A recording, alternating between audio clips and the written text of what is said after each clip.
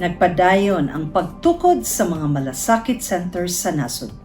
Ang labing ulahi nga giablihan mao ang malasakit center sa Eastern Bicol Medical Center nga nahimutang sa Verac, Catanduanes. Ang virtual launching giatambungan sa amahan sa Malasakit Center nga si Senator Christopher Lawrence Kuya Bongo, uban kang Presidential Assistant for the Visayas, Secretary Michael Lloyd Dino. Mao kini ang ika-133rd Malasakit Center sa nasod ug ang ika-74th sa Luzon.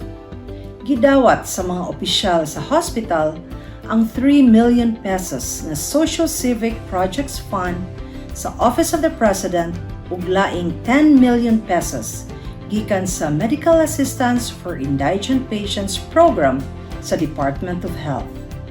Atul sa launching, gipahibaw usab ni Senator Bongo na sa dili pa matapos ang tuig makadawat og additional 10 million pesos gikan sa MAIP sa DOH ang Eastern Bicol Medical Center.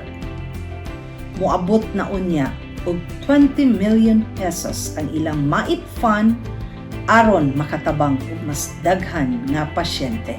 Samtang niadtong July 31, duha ka mga malasakit centers ang giablihan sa Mindanao.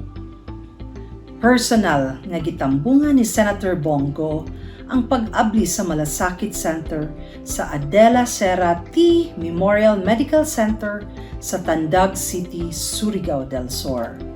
Gidawat usab sa opisyal sa Adela Serra T. Memorial Medical Center ang 3 million pesos na Malasakit Fund ug 10 million pesos nga MAIP Fund gikan sa DOH. Kini ang ikaduhang Malasakit Center sa probinsya. Human giablihan ang unang Malasakit Center dito sa Lianga District Hospital sa Lianga, Surigao del Sur niadtong July 10. Sa susamang adlaw, gibuksan usab ni Senator Bongo ang laing nga Malasakit Center sa Demokrito o Plaza Memorial Hospital sa Patinay, Agusan del Sur. 3 million pesos ang Malasakit Fund sa hospital ug 10 million pesos ang MAIP Fund na ilang nadawat. As of today, niabot na sa 33 ka Malasakit Centers ang anaa sa Mindanao, 26 sa Visayas ug 74 sa Luzon. Mao kadto ang atong mga Malasakit Center updates.